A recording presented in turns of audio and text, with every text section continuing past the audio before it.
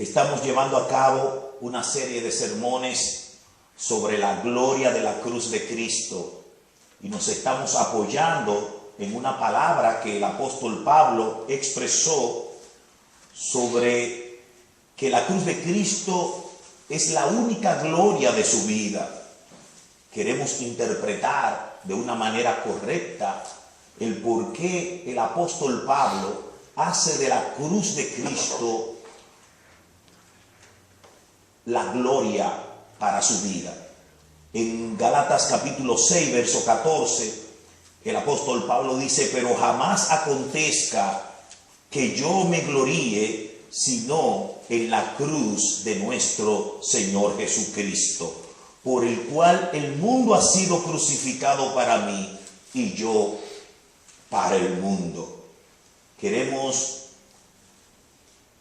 interpretar correctamente lo que sintió el apóstol Pablo cuando pudo examinar de una manera correcta qué es la cruz de Cristo. ¿Para qué Cristo murió en la cruz del Calvario? ¿Por qué Cristo fue a la cruz? ¿Por quién y para quién Cristo murió? Y cuando el apóstol Pablo pudo retener este tan grande conocimiento, entonces él dijo estas palabras: que jamás acontezca que yo me gloríe sino en la cruz de nuestro Señor Jesucristo.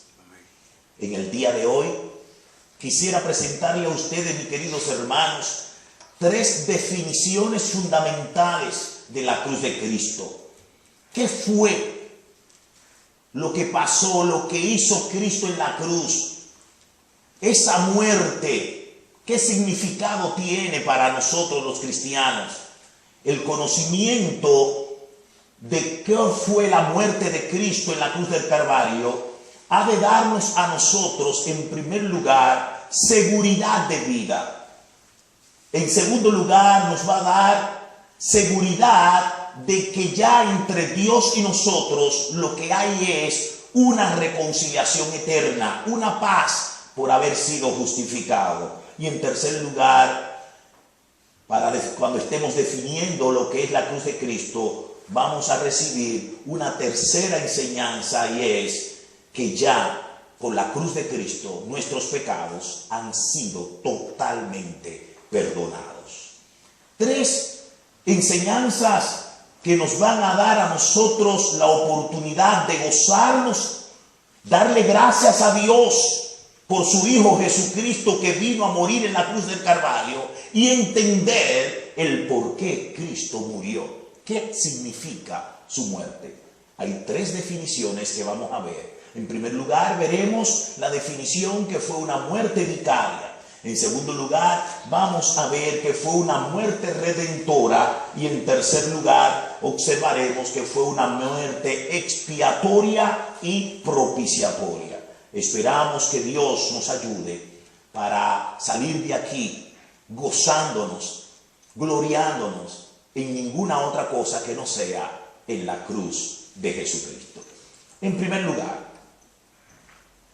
la muerte de nuestro Señor y Salvador Jesucristo fue una muerte vicaria. En primer lugar, ¿qué queremos decir cuando decimos muerte vicaria?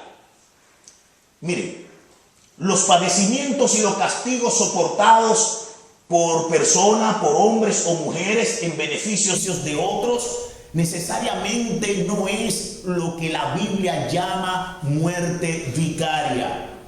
Existen hombres que son patriotas y mujeres que son mártires, filántropos, los cuales en la historia de la humanidad tenemos una serie de ejemplos que han sufrido por causas filosóficas, por causas religiosas y por causas familiares.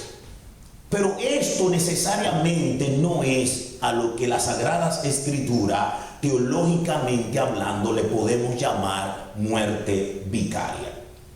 La palabra vicaria es el sufrimiento soportado por una persona en lugar de otra para liberarlo.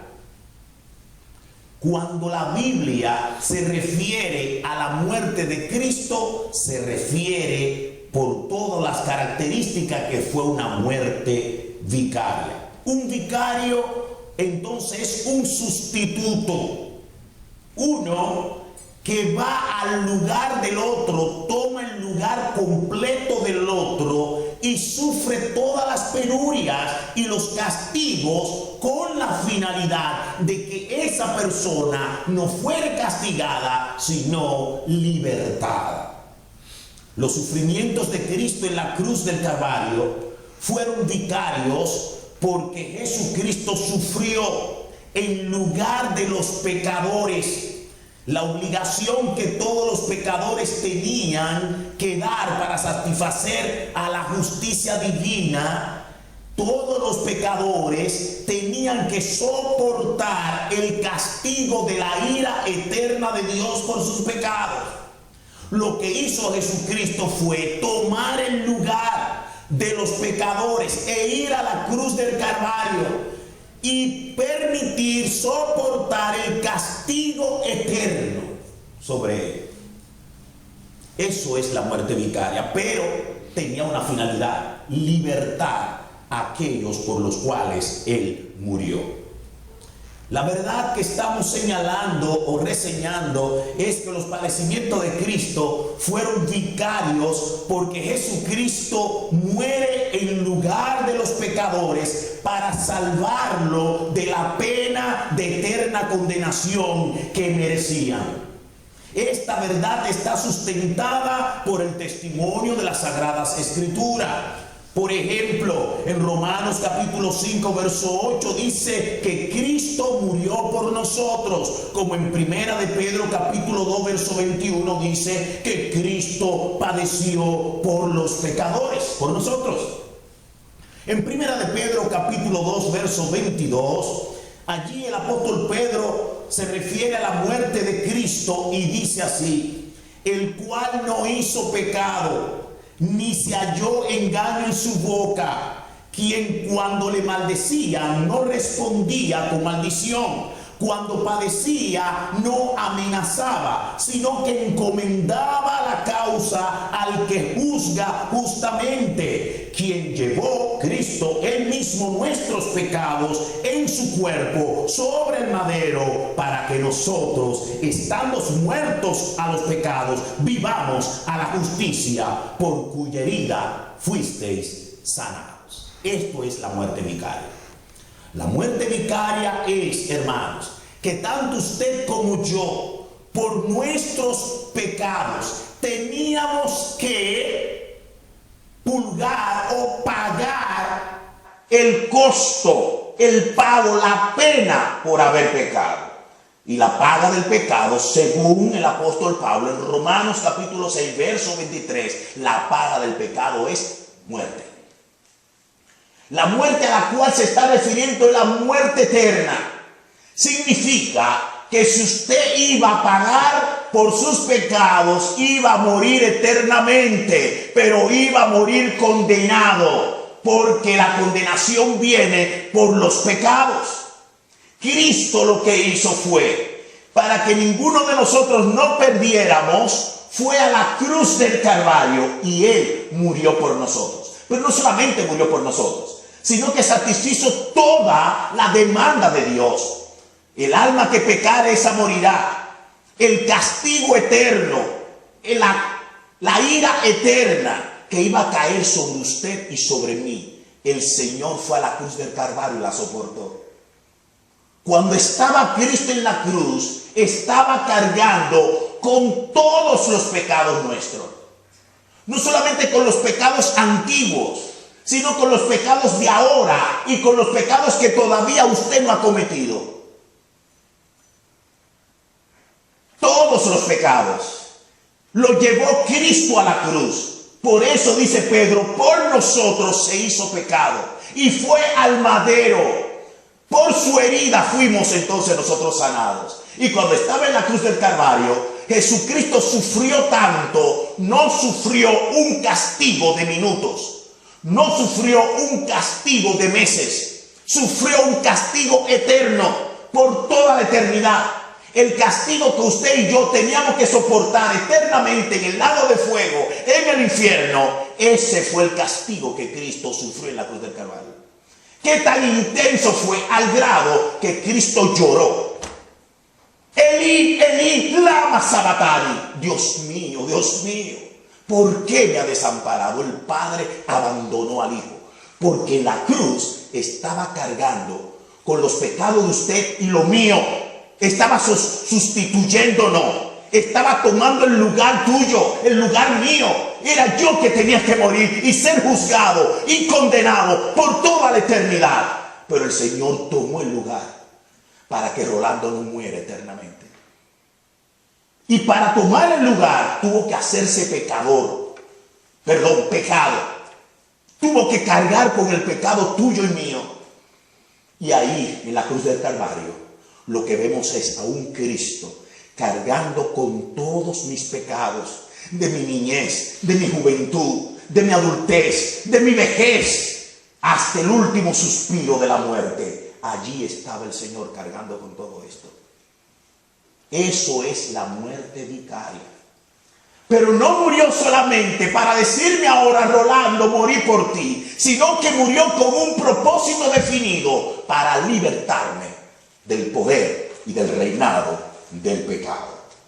Claramente, en 2 de Corintios capítulo 5, verso 21, la Biblia dice y enseña acerca de la muerte de Cristo lo siguiente. En 2 de Corintios capítulo 5, verso 21, dice la Biblia: al que no conoció pecado, por nosotros lo hizo pecado, para que nosotros fuésemos hechos justicia de Dios en él. Amén, hermanos. Amén. Esto es para terminar el mensaje ahora mismo y salir cantándole, dándole gloria y Gracias al Señor. Esta obra vicaria de Cristo la podemos señalar con toda propiedad como una obra vicaria, como una muerte vicaria, porque tiene 3 puntos fundamentales de lo que es la muerte vicaria. Número 1, tomó el lugar nuestro. Número 2, sufrió el castigo. Y número 3, tuvo el propósito de liberarnos y salvar a todos los escogidos. La segunda definición fundamental de la muerte de Cristo es que fue una muerte redentora. En primer lugar, ya hemos visto que fue una muerte vicaria. Y cuando hablamos de vicario es porque Él tomó el lugar mío. Y lo que yo tenía que sufrir y la muerte que yo tenía que pagar, que como paga de mis pecados, Él la sufrió. Él murió por mí. Eso es muerte vicaria, la sustitución. Él nos sustituyó a nosotros. La segunda definición de la muerte de Cristo en la cruz del Calvario es que fue una muerte redentora. La redención, hermanos, aplicada a la muerte de Cristo, tiene un significado de liberación por pagar el costo de la misma. La redención que Cristo llevó a cabo no fue por autoridad divina, no fue por poder divino, no fue por enseñanza, no fue por influencia divina ni moral, sino fue porque como propiamente, esencialmente, Cristo pagó el rescate. Bien podía ser Dios con su poder, con su grandeza, porque Él es Dios y lo puede hacer, liberarnos a nosotros solamente porque Él le diera la gana. Perdonen el dominicanismo. Dios tiene el poder de decir: los salvo, los perdono, los libero, los sano. Él lo puede hacer. Pero si así lo hubiese hecho, entonces hubiese Dios actuado en contra de uno de sus atributos llamado justicia. Porque ya la justicia de Dios había dicho: el alma que pecare, esa morirá. La paga del pecado es muerte. Por lo cual Dios no podía valerse de su influencia divina para pasar por alto los pecados pecados y no juzgar a nadie, sino determinar por su poder salvarnos y perdonarnos automáticamente. El Señor no lo hizo así.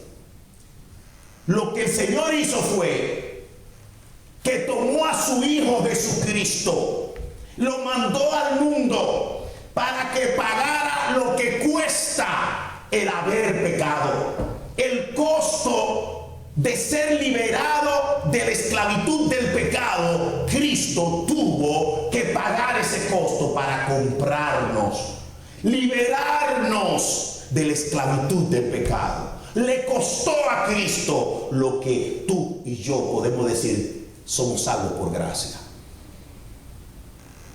Esa salvación por gracia, ese perdón eterno no merecido, le costó al Señor. Dios Padre, por lo cual no le pasó encima su justicia, ni tampoco le pasó encima lo que ya él había dicho: el alma que pecare, esa morirá. Dios fue justo y es justo, sea Dios veraz y todo hombre mentiroso. Por lo cual la segunda persona de la Trinidad tuvo que venir a esta tierra y tuvo que pagar lo que cuesta liberarnos de la esclavitud del pecado. La palabra griega utilizada para redención etimológicamente significa un rescate por pago, el pago de la compra de un esclavo para liberarlo. La muerte de Cristo es redentora por las siguientes descripciones. En primer lugar, la muerte de Cristo es redentora porque pagó lo demandado que es la muerte. Como lo expresa las Escrituras en Romanos 6:23, la paga del pecado es muerte. La paga del pecado es muerte. Por haber pecado, todos estos que son esclavos tienen que morir. ¿Qué hizo Cristo? Pagó el costo. Murió Él. No solamente es una muerte redentora por el pago demandado, que es la muerte, sino en segundo lugar por el estado de la compra, que es la esclavitud bajo pecado, como lo expresa Romanos capítulo 3, verso 9, cuando dice: todos están bajo pecado. Y en Romanos 3:23 también dice: por cuanto todos pecaron, están destituidos de la gloria de Dios. En Romanos 3:9 dice la Biblia que el mundo entero está bajo esclavitud del pecado. La compra que el Señor iba a hacer era por esos pecadores que estaban bajo pecado. Si usted ha sido comprado por Cristo, si la sangre de Cristo ha sido pagada por usted y usted ha sido salvado, recuerde que lo que Cristo hizo en la cruz de Calvario fue una compra de usted, de la esclavitud en la cual usted estaba. En tercer lugar, fue una muerte de redención, no solamente por la paga, no solamente por la compra, que es lo que va a comprar esclavos, sino también porque los esclavos a los cuales están bajo pecado es la humanidad pecadora, como lo expresa Romanos 5:12. Por tanto, como el pecado entró en el mundo por un hombre y por el pecado la muerte, así la muerte pasó a todos los hombres. ¿Saben por qué? Por cuanto todos pecaron. ¿Qué es esa compra que él iba a hacer de gentes esclavas? La humanidad completa. Ahora bien,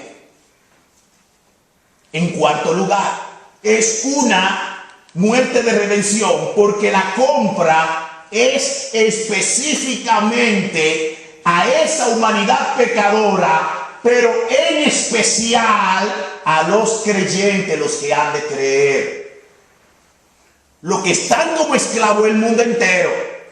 Pero cuando Cristo pagó, ¿sabe por quiénes pagó? Por los que han de creer.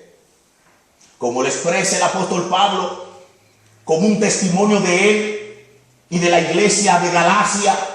Él escribe en Gálatas capítulo 3, verso 13, donde la Biblia dice y enseña: Cristo nos redimió de la maldición de la ley, habiéndose hecho maldición por nosotros. Nos redimió. Estábamos dentro de ese montón de mundo, esclavos.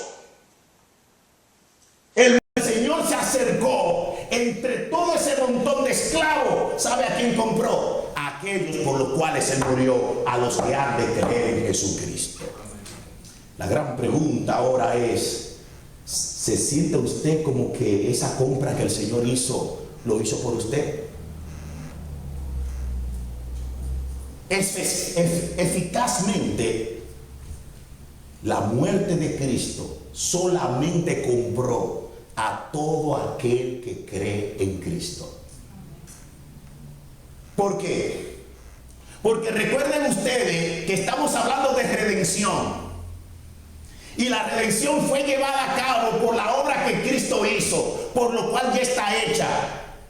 Dios no le redime a usted en la historia, día a día. El día que usted se convirtió no fue en ese momento que el Señor lo redimió. Ya el Señor lo había redimido. Por lo cual, ya a los que el Señor ha de comprar, lo compró. ¿No se asusta usted? Yo me asusto. ¿Y cuál es el susto? El usted hacerse la pregunta, ¿me compró a mí el Señor de ese montón de pecadores esclavos de la humanidad? Quiera Dios que se lo pregunte, porque si se pregunta, entonces hay una respuesta para usted. Todo aquel que cree en Cristo es salvo. Cristo murió específicamente por aquellos que han de creer en Jesús. Que usted hoy se haga la pregunta y que desde de corazón pueda creer en Cristo y decirle: Señor, si tú moriste para venir a rescatar, a redimir a un grupo de pecadores, yo quiero ser de esos. De la única manera que lo podemos saber es si usted cree. Ahora, si no cree, déjeme decirle otra respuesta: ya usted ha sido condenado. No por no creer en la historia, es porque ya usted ha sido condenado. En quinto lugar, la muerte de Cristo es una muerte redentora por el costo. Ya hemos visto que fue una muerte redentora en primer lugar por el pago. Por el pago que hizo la muerte. Por el estado de la compra, que era la esclavitud pecaminosa. Por los esclavos, que era la humanidad completa. Por la compra de la cosa de ese grupo de esclavos que fueron los creyentes. Pero en último lugar, es una obra redentora por lo que Cristo pagó. Ese pago que dime ahorita, ¿qué fue lo que pagó? ¿Sabe lo que pagó? Según Hebreos capítulo 9, verso 22, dice la Biblia: sin derramamiento de sangre no se hace remisión de pecados. ¿Sabe cuál fue la compra? Ese derramamiento de sangre. La sangre que Cristo derramó.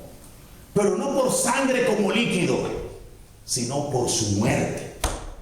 La muerte de Jesús. Esa sangre derramada es el pago. Por eso es que las Sagradas Escrituras, cuando se refiere a la sangre, diferente a Joel Osteen, que él se avergüenza de hablar de la sangre de Cristo.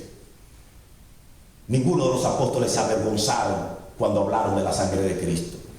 Cuando se refirieron a ella, ¿sabe cómo se refirieron los apóstoles? La preciosa sangre de Jesús.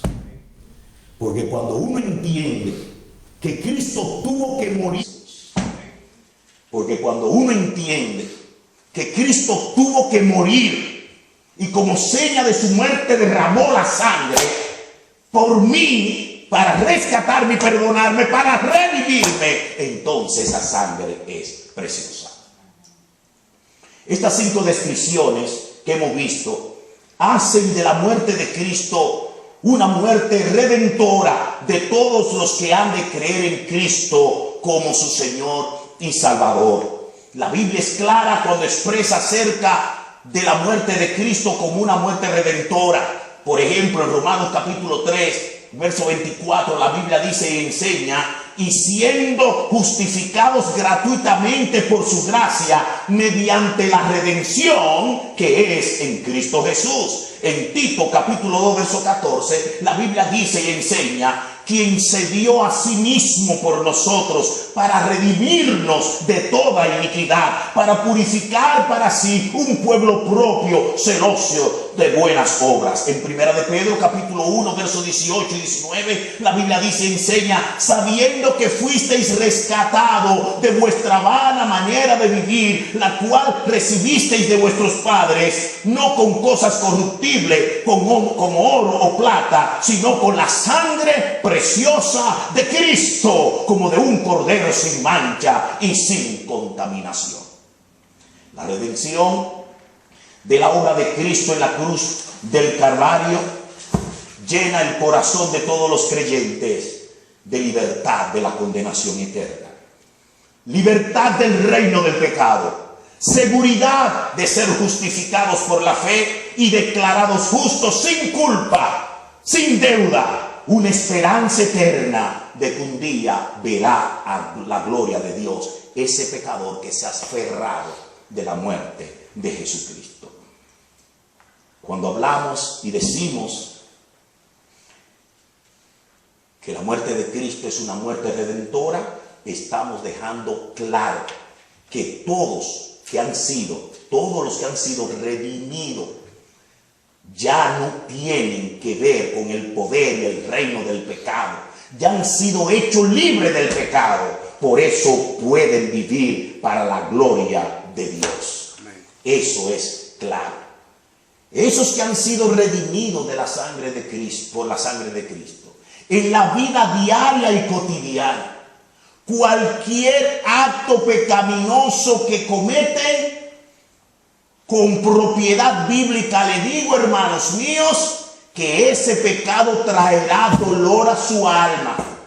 Esa acción traerá quizás y muchas veces confusión. Otras veces ese pecado traerá una tristeza tal, no para avergonzarnos, ni tristeza para apartarnos de Dios Padre, ni para creer lo que hemos perdido, la acción divina y eterna de ser redimido, sino más bien es una tristeza provocada por el Espíritu Santo para llevarnos a Dios al arrepentimiento. Pero nunca jamás esos pecados cometidos una vez redimidos por Cristo han de separarnos de Él, o que vamos a perder la seguridad de nuestra salvación.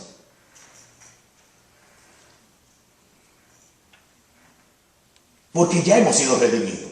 Y recuerden ustedes, la redención, como la muerte vicaria, no se hace o no se hizo en la historia el día que usted se convirtió, sino que por último, ya hemos visto que la muerte de nuestro Señor Jesucristo en la cruz del Calvario es una muerte vicaria, es una muerte redentora, porque el Señor pagó el costo, nos compró, nos liberó de la esclavitud del pecado, ya hemos sido redimidos, Él derramó sangre, somos de Él. En tercer lugar, la muerte de Cristo es una muerte expiatoria y propiciatoria. ¿Qué queremos decir con estas dos palabras teológicas y unas bíblicas? La expiación, llamamos expiación a la obra que satisface la justicia divina. ¿Qué es una obra expiatoria? Una obra expiatoria fue la que Cristo llevó a cabo en la cruz del Calvario, porque esta obra satisfizo toda la demanda divina. Padeció, llevó sobre sus hombros los pecados, sufrió, padeció, fue castigado y murió. Pero ese sufrimiento, ese padecimiento, ese castigo fue la descarga de toda la ira de Dios. Fue el castigo eterno que cayó sobre Él. El castigo eterno, la ira eterna que tenía que caer sobre usted y sobre mí, cayó sobre el Señor. el Señor la expió, la recibió Él para satisfacer la demanda divina, la ira que tiene Dios en contra de nosotros los pecadores. Ese Dios airado, toda su ira que con justicia tenía que castigar a todos los pecadores, cayó sobre Cristo. Ya el Dios airado descargó la ira que tenía que caer sobre el creyente usted, sobre el creyente yo, cayó sobre Jesús. Ya Dios no está irado ni con usted ni conmigo. Amén. Amén. Fue expiada. Eso es la expiación. La expiar es cubrir a los pecadores, permitir que todo el castigo cayera sobre aquello que está cubriendo a los creyentes. ¿Quién nos cubrió? ¿Quién se puso como una cobija? Fue Cristo. Y la ira cayó sobre él y no cayó sobre nosotros. Expiar, sufrir él, padecer él lo que usted y yo teníamos que sufrir y padecer. Morir él, la muerte que usted tenía que llevar a cabo. Cristo expió porque sufrió el castigo como un vicario. Una vez que la ira cae sobre Jesucristo, ya entonces hace propicio, o mejor dicho, propicio posible, una reconciliación con Dios. Ahí entra entonces la propiciación. La propiciación es un acto que viene después de la expiación. Una vez que Dios descarga toda su ira, ya no tiene más ira que descargar sobre nosotros. Ya ahora, por la muerte de Cristo expiatoria, esa muerte hace posible, por la muerte de Cristo expiatoria, esa muerte hace posible un espacio posible para que Dios entonces perdone, salve, sane, rescate, restaure y libere a los pecadores arrepentidos. Si no hubiese expiación, no hay propiciación. La expiación es la que hace posible un espacio donde Dios ya no descargue ira, sino que derrame bendiciones, derrame salud, derrame liberación, derrame redención. Entonces, para los creyentes, para la iglesia, lo que hay de Dios para nosotros es perdón de los pecados y salvación. Alabado sea el Señor. La obra de la cruz expió la culpa, el pago, el costo, propiciando el perdón y la salvación de los pecadores arrepentidos. De una manera magistral, el apóstol Pablo explica esta situación, como lo podemos ver en Romanos capítulo 3, verso 25, donde las Sagradas Escrituras dicen, Romanos capítulo 3, verso 25, dice así la Biblia y enseña, a quien Dios puso como propiciación por medio de la fe en su sangre, para manifestar su justicia a causa de haber pasado por alto en su paciencia los pecados pasados. Y en 2 de Corintios capítulo 5, Segunda de Corintios capítulo 5, en el verso 18 y verso 19, la Biblia dice y enseña lo siguiente: y todo esto proviene de Dios, quien nos reconcilió consigo mismo por Cristo y nos dio el ministerio de la reconciliación, que Dios estaba en Cristo reconciliando consigo al mundo, no tomándoles en cuenta a los hombres sus pecados, y nos encargó a nosotros la palabra de la reconciliación. En Romanos capítulo 5, verso 8, la Biblia es clara: mas Dios muestra su amor para con nosotros, en que siendo pecadores, Cristo muere por nosotros.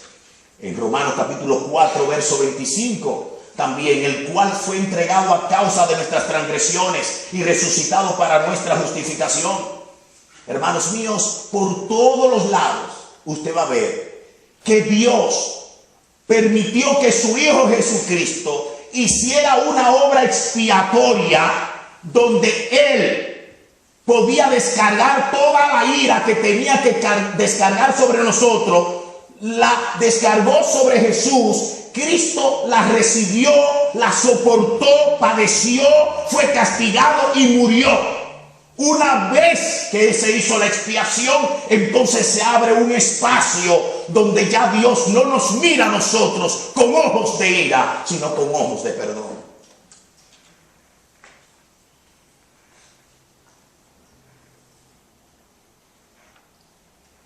El apóstol Juan, hablando lo que según él, y gracias a Dios porque lo habló, podía pasar en la mente de los creyentes, es lo siguiente: pero ¿cómo es posible que esto es así? ¿Y los pecados que yo cometo? ¿Y los errores que yo cometo? ¿Qué pasa con ellos? Cada pecado que usted comete y que yo cometo, vamos a sufrir un gran dolor en nuestra alma. Pero esa tristeza, ese dolor, no es una tristeza, un dolor de desprecio ni de abandono del Padre, sino más bien un dolor que Él produce a través del Espíritu Santo, que se entristece en nosotros para que nosotros vayamos al Padre y le pidamos perdón.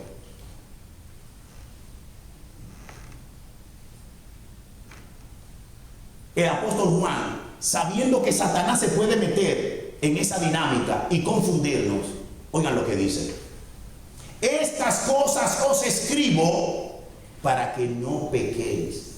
Pero si pecan, recuerden, abogado tenemos para con el Padre, a Jesucristo el justo. Y Él es Cristo, la propiciación por nuestros pecados.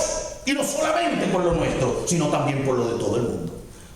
Primera de Juan, capítulo 2, verso 2. Amén. Amén. Él es la propiciación. Ahora, ese acto de expiación y ese acto de propiciación no se hace en la historia, en el día a día, sino que ya se hizo. Significa que los pecados del día a día que usted comete ya han sido perdonados, ya han sido expiados, ya hay una propiciación para usted. Amén. Hermanos, seamos sinceros, ¿verdad? Como que no se cree mucho. Porque todavía tenemos una doctrina católica romana aquí atrás, la cual hemos aprendido que por cada pecado necesitamos el látigo. Tenemos que sentir algo. Algo Dios me tiene que hacer. Un pelliquito Dios me tiene que dar. No voy a estar ahí velando porque por un lado Dios me va a dar. Y no nos atrevemos a pensar como dice la Biblia. ¿Sabe lo que está diciendo la Biblia? Lo que tú tienes que hacer por el dolor, por cometer el pecado, es: si confesamos nuestros pecados, Él es fiel y justo para perdonarnos y limpiarnos. ¿Y sabe por qué dice fiel y justo? ¿Sabe por qué justo? Porque imaginaos ustedes, si cada pecado que tú cometes en el día a día, Dios te dice: no, no te voy a perdonar. Yo te lo dije que no lo hiciera. No, ni me ores, que ya no hay perdón para ti. ¿Fuera justo? No. No fuera justo a su misma naturaleza, a su misma obra vicaria. No fuera justa la expiación. No fuera justo a la propiciación, al estado propicio que Él mismo creó para que Dios, en vez de condenarnos, nos perdonara, nos restaurara, nos salvara y nos reconciliara con Dios. Gloria al Señor.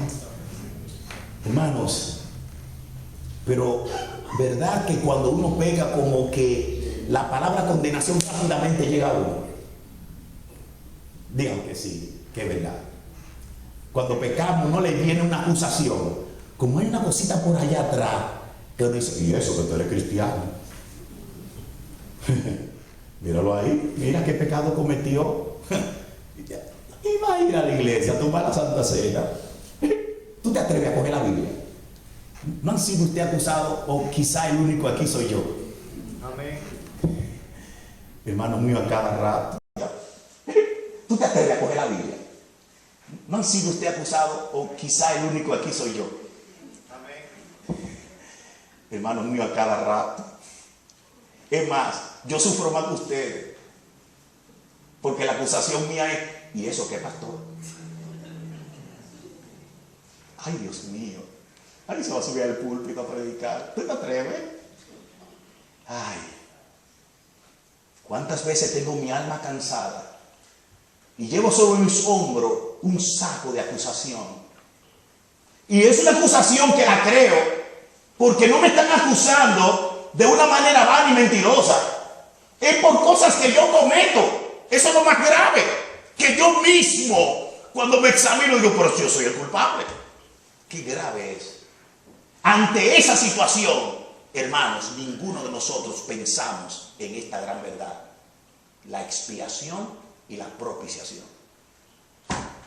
Por eso se nos cae el mundo. Por eso tuvo que decir el autor de los Hebreos, hermanos, tengan cuidado con ese saco de pecado que no nos deja correr la carrera con paciencia, no nos deja llegar al supremo llamamiento, porque siempre estamos acusándonos. Y no solamente nos acusamos nosotros, también hay un enemigo de la justicia, el diablo, Satanás y sus demonios, que nos acusan. ¿Cuál es la respuesta a esto? Se la voy a leer, mis queridos hermanos, porque si se la doy, ustedes pueden decir, bueno, Rolando, eso te lo inventaste tú. Pero si se lo digo conforme a las Sagradas Escrituras, yo creo que aquí no hay invento. Lo que aquí debe haber existir es que cada uno de nosotros humildemente le digamos, Señor, gracias, voy a creer en tu palabra y no le voy a hacer caso ni a mis acusaciones, ni tampoco a las acusaciones del enemigo. Palabra del Señor. La Biblia dice y enseña lo siguiente: ¿quién acusará a los escogidos de Dios? Respuesta: Dios ya lo justificó. Dios es el que justifica. ¿Sabe lo que está diciendo? ¿Quién puede acusar a los creyentes si ya han sido declarados justos? No hay expediente en el cielo de usted.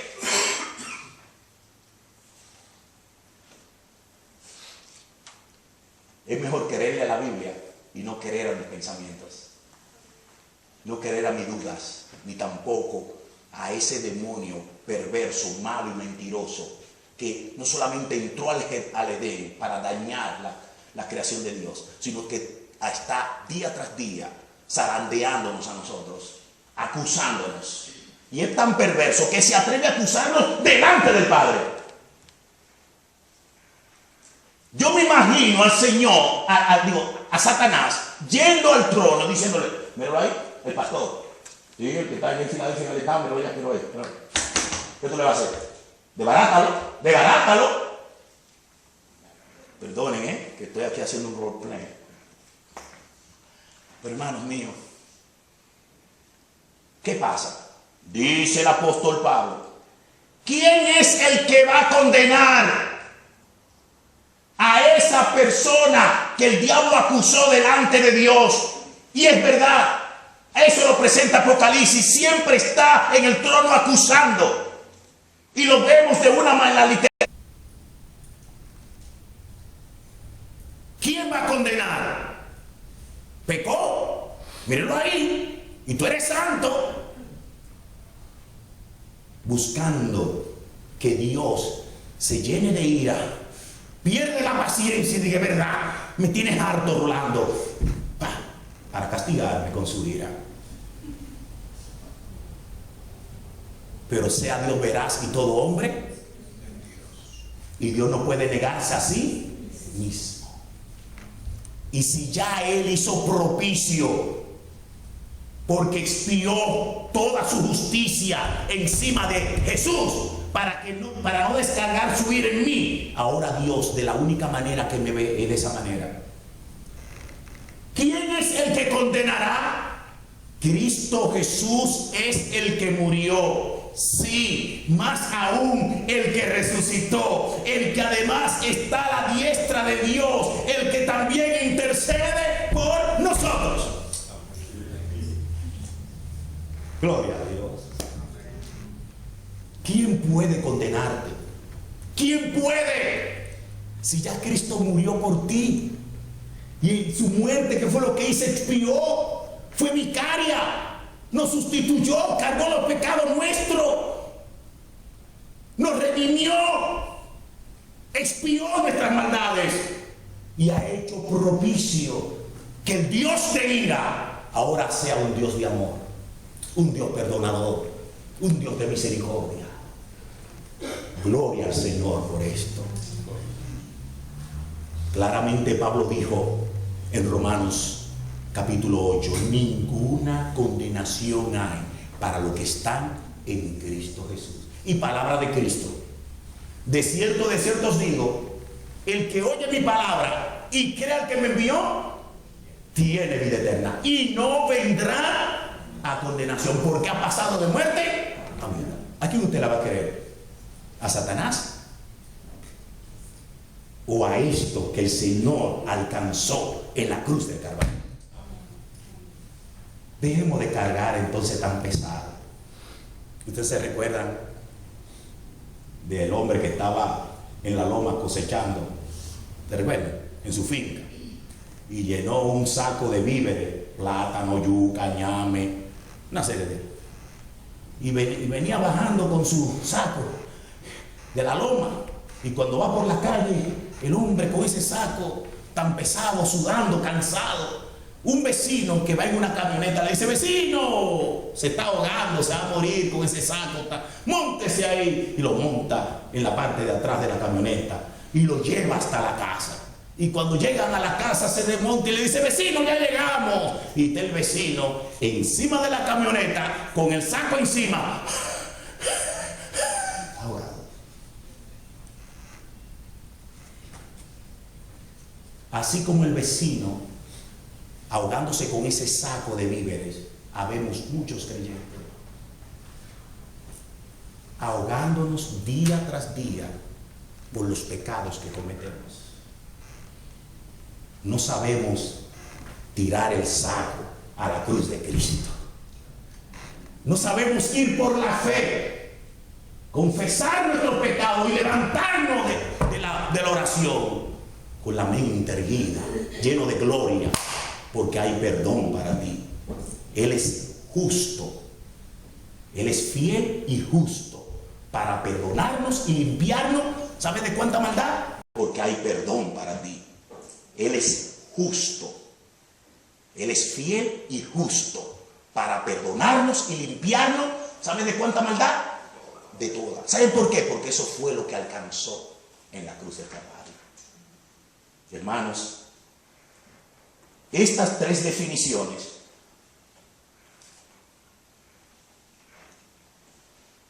de Cristo: una muerte vicaria, una muerte redentora, una muerte expiatoria y propiciatoria, es una gran verdad desde el Génesis hasta el Apocalipsis. La muerte de Cristo tiene tres propósitos que nos ayudan a nosotros a salir hoy de aquí gozosos. En primer lugar, la obra de la cruz es única, suficiente y eficiente para perdonar y salvar a todo aquel que cree. No necesitamos más nada. Usted no necesita cargar con sacos, herir su cuerpo, hacer penitencia, hacer ayunos. Usted no necesita leerse el libro de lamentación de rodillas, ni pasar por el Salmo 51, mucho menos poner un guayo hincado, decirle: Señor, estoy sufriendo porque eso es lo que merezco por los pecados. No, la muerte de Cristo es suficiente y eficiente para perdonarnos de todos los pecados. En segundo lugar, la obra de Cristo produce seguridad, esperanza eterna en todos los creyentes. Esto es por fe. Hay que creer la Biblia. La fe viene por el oír la palabra de Dios. O usted oye la palabra de Dios y la cree, o le oye a Satanás. Y si cree lo que dice la Biblia, esa palabra le va a dar esperanza. Esa palabra le va a dar seguridad, para entonces vivir para la gloria de Dios. En tercer y último lugar, estas tres verdades señaladas de la muerte de Cristo solo se pueden experimentar por la fe. No hay otra manera. Usted puede leer todos los libros que quiere. Usted puede leer inclusive hasta la Biblia. Pero si no cree lo que dice la Biblia, nunca podrá gozar de la libertad que Cristo le ha hecho libre. Si usted no cree, no solamente lo lee, no solamente escucha mensaje, es creerlo, aceptarlo y hacerlo suyo. Es de la única manera que usted va a vivir por las calles de Alentado como un hombre, una mujer libre. Porque si no, será un acusado constantemente y un condenado siendo ya salvo. Como aquella hermana me decía: pastor, mire lo que pasó. Hice esto y aquello. Perdí mi virginidad. Esto me hicieron. Y ahora, qué sucia me siento. Y le decía yo: ¿y qué tú quieres que yo haga? Pero pastor, que tengo ese dolor. ¿Cuándo fue que sucedió eso? Hace 3 años. Y cuando sucedió, ¿qué hiciste? Ay, yo me fui a mi cuarto. Me arrodillé y le dije: Señor, perdóname. Y le lloré y le pedí perdón. ¿Y qué tú quieres que yo haga? Ay, pero pastor, pero mire, ¿y qué fue lo que tú hiciste? Oré al Señor, le pedí perdón. Entonces, ¿qué tú quieres que yo haga? Hasta que a lo último se le aclara la mente y dice: entonces ya. Sí, ya, hace 3 años que ya.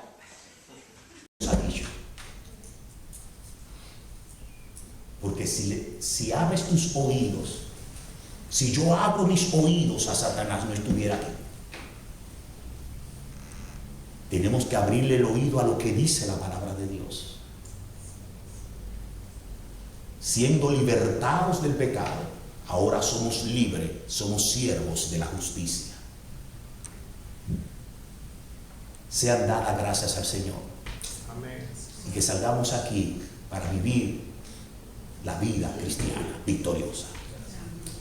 Si en medio de nosotros hay alguna persona que todavía no ha recibido a Cristo como su Señor y Salvador, que todavía no se ha arrepentido, que la cruz de Cristo todavía no ha sido efectiva en su vida, si usted siente que verdaderamente está lejos de Dios, que no ha sido perdonado, ni salvado, ni regenerado, ni libertado por el Señor, hoy es el día de la salvación. Si usted cree en su corazón y con la boca le dice: Señor Jesús, soy un pecador, me arrepiento y yo quiero que todos los beneficios de la cruz de Cristo vengan a mí. Yo quiero ser perdonado, limpiado, salvado, restaurado. Todo aquel que invocare el nombre del Señor creyendo en su corazón será salvo. Si usted está arrepentido, si usted así lo quiere, hoy usted puede venir a los pies de Cristo y decirle: Señor, he oído tu palabra, me rindo a ti, sálvame, perdóname, soy un pecador, perdóname, Señor. Clámale de lo más profundo de tu corazón. Y el Señor que está presente ha de oír ese clamor. Y a todo aquel que cree en Cristo será salvo. Que Dios te bendiga. Y que el Señor bendiga a su iglesia. Hermano, hermana, la muerte de Cristo ha sido vicaria para mí, ha sido redentora para nosotros, ha sido expiatoria y propiciatoria y nos hemos reconciliado con Dios. Que el Señor les bendiga.